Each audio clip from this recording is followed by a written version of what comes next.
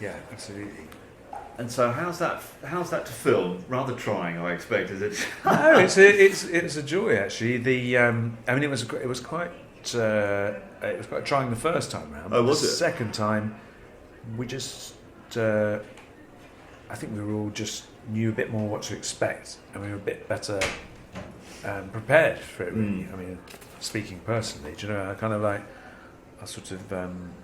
found the heat quite tricky last time, but I was much better acclimatised to it. Were you? Yeah. And, can you get away from the heat there? Because often, there is nowhere to go. Not really, and the key, and the funny thing, you can't get away from it because it's so. Obviously it's very, very hot, but it's very humid is the thing. So you can't. Sitting under a tree doesn't really help. But you can. What you can do is not get hot in the first place. That's what I learned. Is that you've got to you have to stay very calm. You have to stay very relaxed, and you just have to not make any sudden movements. You don't run anywhere. You make sure you're not overheating. Yeah, it's kind of. So you have to really get into that whole. So are you sitting there with a big bottle of water, just an example of stillness, not moving at all? Yeah. Or lie down. Yeah. Lie down with a big bottle of water. Yeah. Yeah. And what about the nights? What are the nights like? Well, it tends to cool off about sort of. It tends to cool off around about sort of 5, 6 o'clock. So, but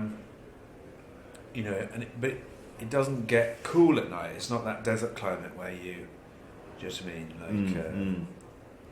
It's not that desert climate. So it doesn't where it gets sort of drop cold off at night. It doesn't drop off that much. Right. But it does cool off a bit, and again, it's really, there's a real, you're very glad of your air conditioning. You're in a bit of aircon at night. Yeah.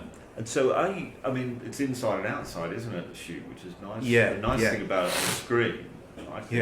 Yeah. There's a lot of outside stuff. There's a lot of everything is shot genuinely on location. There's no studio stuff at all. I mean, I think that's counted a lot to its appeal, don't you? I think so. Yeah. Because a lot of the detective drama that's set here is very bleak anyway. But then it's all indoors in the police station. That's right. Yeah.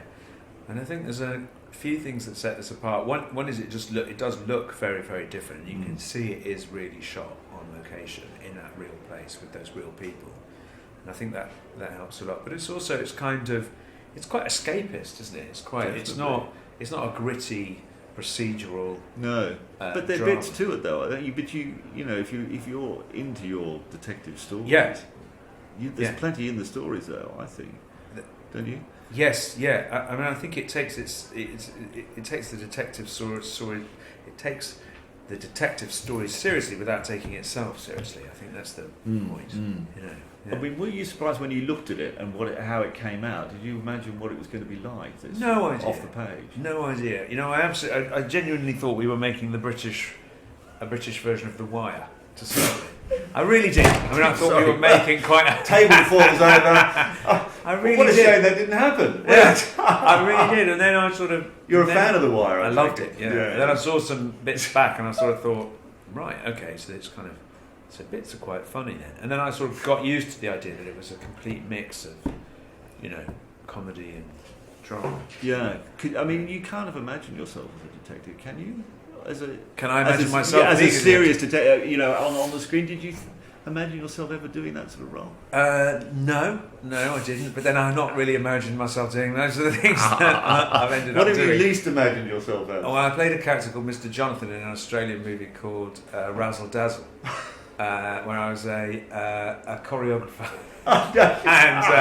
and a choreographer of children's pageants. That was not really something I ever imagined I ended up doing. How did that do? It did great. It did great in Australia, actually. Yeah, it did really well in Australia. And I got to work with the choreographer, John O'Connell. Yeah, it was great. I mean, it did great. But it's not really what I pictured. Not really what I pictured. Yeah. But it's turned out really well. You must be pleased with it. Absolutely well delighted. It's been received. Yeah, absolutely delighted. Really surprised. and delighted, and we very much didn't take anything for granted in the second series, and we've kind of done our best to sort of move it on. And have you? Yeah. So what's happening with his character? Is he more at home now? He's more at home. He won't really admit it to himself, but he's sort of falling in love with the island, and also getting quite keen on Camille. Oh right, so this is developing. Yeah, right, but not admitting it again. Not admitting it to himself. And his feelings for Camille, I think, become more and more of a challenge to him as the thing goes on. And then also we've moved it on a lot in that the stories are very much based on the things we learned about the Caribbean on the first series. So the first series is set on a plantation that used to be a slave plantation, and it touches on the sort of dark history of slavery in the Caribbean. And then we've got another episode where... Did you learn much about that in the course of that? Yeah, really interesting. Yeah, I mean, shocking things, I mean, some really, like I say, very... That's interesting. Very grim history. And then Guadeloupe actually was one of the first islands to abolish slavery. Was it? Equally, it was one of the first islands to get slavery. So dealing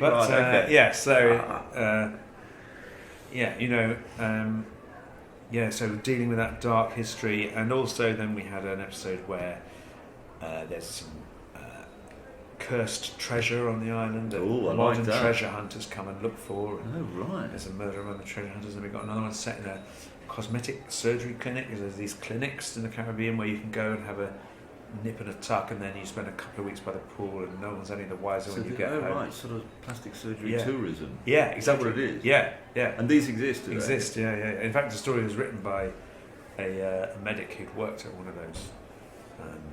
Wow, that's a good story. Yeah, a great story. So they're kind of, it's kind of really sort of digging down into Caribbean life, which is, That sounds interesting. What do you think about, in the celebrity world, people getting this sort of work done surgically to enhance their appearance? Away with it. Why not? And I think.